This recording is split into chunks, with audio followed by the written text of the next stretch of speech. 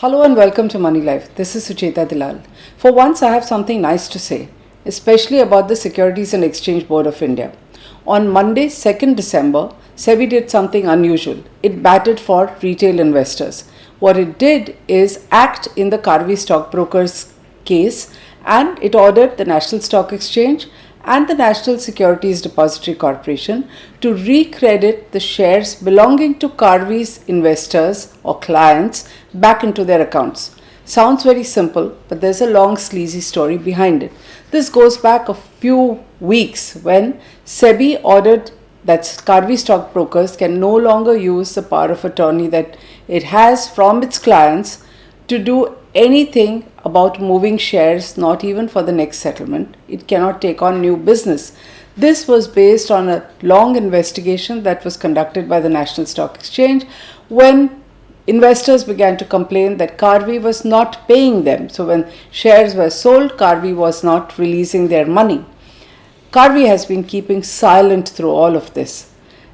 Suddenly, SEBI with an ex parte order froze what Karvy could do in future. Karvy was initially quite defiant. But on this day, Monday, angry investors were relieved to realize that they've got their money back. Apparently, the reason that SEBI acted so quickly was that a set of lenders and banks, including Bajaj Finance, had all plans to move court and the Securities Appellate Tribunal against the order against Karvy. Now, what was their contention? Their contention was that Karvy owed them money. So, let me explain what happened. So, investors put their shares into Karvy stockbrokers by opening a depository account or a DP account or a demat account. I'll use one of the three terms. These shares are supposed to be safe because over 10 years ago, SEBI said we are going into mandatory dematerialization. So all of us who used to hold physical shares at home had to deposit them in these demat accounts. They were now paperless. Settlements are compulsorily paperless. And we even pay a small fee for those shares to be kept, maintained and kept secure by DPs. DPs can be banks as well as brokers. For convenience, a lot of people prefer to go with an intermediary like a broker because Karvy stockbrokers not only facilitates their transactions, but it's also doing other things in the market, and there is a level of trust. It's a huge depository participant. It has over 270,000 clients. Now, nearly 90 to 95,000 were affected by this recent scandal, where money was put into what is called a pool account by Karvy, which means that shares belonging to people were moved away from their demat account, pooled. This pool was pledged with a bunch of banks to raise money, which is largely illegal, but I'll come to that later. And in some cases, it was 100% illegal because investors tell us that they had no idea that their shares had been taken away. If this was your house and the shares which were lying in your cupboard, it would amount to nothing more than or nothing less than theft. It's criminal theft. Karvy was in a fiduciary responsibility. This had been dragging on. Now, what would have happened if banks had moved court and Bajaj Finance, which apparently has lent 345 crores to Karvy, had got a successful order like it did yesterday? What would have happened is retail investors would have been in the same position as depositors of PMC Bank, depositors of Diwan Housing. They would be disaggregated, each one with a small investment, faced with this long, expensive legal system and trying to fight for themselves.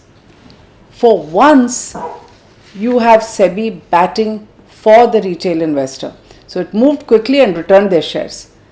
What exactly does this mean? Obviously, lenders, including all the biggest banks as usual and Bajaj Finance, are furious. They've actually managed to get a stay from the Securities Appellate Tribunal, and which has asked SEBI and NSE to not transfer any more shares. But remember, most of them have been transferred. So out of about 90 to 95,000 shares, 82,500 investors have got their shares back. A small bunch of 7 to 10,000 people are affected. The difference that it makes, to my mind, is that suddenly the system is reversed. Today, investors are sitting pretty with their shares. the lenders who are constantly colluding in dubious practices or not checking enough. Maybe they didn't know about the dubious practices, their responsibility. They have the wherewithal, the size, the heft and the knowledge to investigate. They don't do it. And what happens is when things go wrong, they're out there able to protect their rights with a battery of expensive lawyers, making use of this legal system, going to multiple forums, and hapless investors are all the time cheated. Happened yesterday. As you can see, there was a stay order. So if SEBI hadn't acted the previous night, retail investors would have been high and dry and waiting for God knows how many years it would take for this problem to resolve. I really commend SEBI for doing this. In fact, I had pointed out in a text message to the SEBI chairman that the preamble of the SEBI Act is very clear. The first objective of setting up a Securities and Exchange Board of India under the Act has been to protect investors' interest. Developing the market and ensuring regulation comes second and third. First job is protect investors' interest. And it's amazing that one has to say this, but this is one of the rare times when it's acted quickly and with alacrity and done exactly that. So the case will go on in SAT, procedures will happen, but for once we've actually seen action that's helped. Now let's look a little deeper into what this story is all about. Like I said, Karvy helped itself to these funds in a pool account. Apparently, this is a practice or malpractice that's been going on for a bit, and it's not that SEBI doesn't know about it, because in June it came up with the circular. There were already problems like allied stockbrokers, where the promoter is sitting in jail for a long time, where there seems to be a nexus between the client and of some kind. Anyway, the client protests innocence, the broker is in jail, and you have similar cases. Apparently SEBI is investigating, the business standard says investigating 8 other cases. So the misuse of putting money back in a pool fund, misuse of the power of attorney, which we thought people like us in Moneylife have fought for the last 10 years, pushed various SEBI chairmen to come up with a standard power of attorney. At one time, the power of attorney used to give brokers the right to do whatever they wanted with your money. Now we have standardized it. So what are they working on? They do 2 things. One, something completely illegal, like taking your funds without your permission, which has happened in a way with Karvy. The second thing that they do is to play on investors' greed. So what brokers have apparently been telling people is that they will pay them a kind of interest by pledging the shares in the pool, their own core holding, and this money will be used for their margin. So now why would brokers be so generous as to pledge shares and get their margin funds? Because that helps you leverage, helps you trade more. The more you trade, the more the broker's commissions. There's a full vested interest. Banks are usually aware of it. They're not aware, they ought to know. They 100% have market intelligence. They may argue anything else in court. Now when it comes to investors, it's the same thing. Not all are innocent. Some are greedy. Some knew the leverage. Did they know that Karvy was also taking away the money? Now, you have to remember that until the going is good, until the music stops, all this works almost as though it's a foolproof system. So they're able to convince you that every time there is a settlement or expiry, the bankers and the financiers get their money back. The investor hasn't paid margin, so he benefits, saves it, is able to trade in a big way. Works wonderfully until there is a scam, which is what happened in Karvy's case, because when it was working like clockwork, Karvy apparently helped itself to money. The amount of borrowing is over 2,000 crore. This is the extent to which shares were returned by NSDL as well. And over 1,000 crore has gone even into a realty company. These are some of the discoveries that the National Stock Exchange made. People who have worked at senior levels in SEBI say that there are a lot of precautions that could and should have been taken. And the precautions are usually on the side of the lenders as well as people like Karvy. Now, when there is a pool, were all the shares and the numbers mentioned to the depositories? Were they registered with them? Is there a provision to do that? Did Karvy give them any kind of assurance that these shares were not encumbered in any manner? Or what happened to the end use of funds? Was it at all linked to the actual shares? And did people sign a tripartite agreement as SEBI required in June? If you ask me, SEBI had no business even issuing that June circular because it ended up sanctifying what is a bad practice. Now, the problem that you have is that the Securities and Exchange Board of India only ever talks to market intermediaries. Who are on SEBI committees? Only brokers, institutes of company affairs, chartered accountants, CII, FICCI, which means all the people who create the problem for small investors are there. In a group of about 15 to 18 members, there may be 2 representatives who ostensibly represent investor organizations.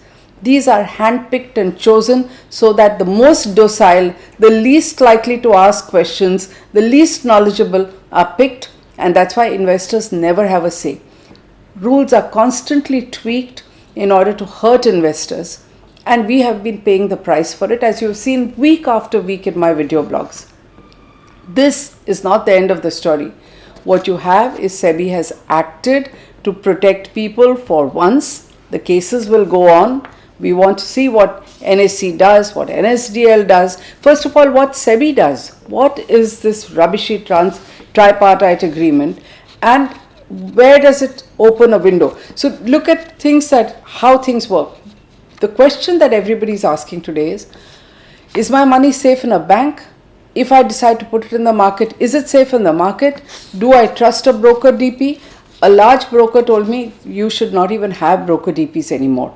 This comes from a big brokerage firm chief. Okay, but I'm saying that SEBI's way to ostensibly make things safe for you is to bombard you with SMSs and emails. So you get an email from the NSE, you get an email from the BSE depending on where you trade, the CDSL and NSDL depending on which depository is used, then your stockbroker, and if it's in a pool account like this and you're trading regularly, can you imagine how many messages are hitting your mailbox?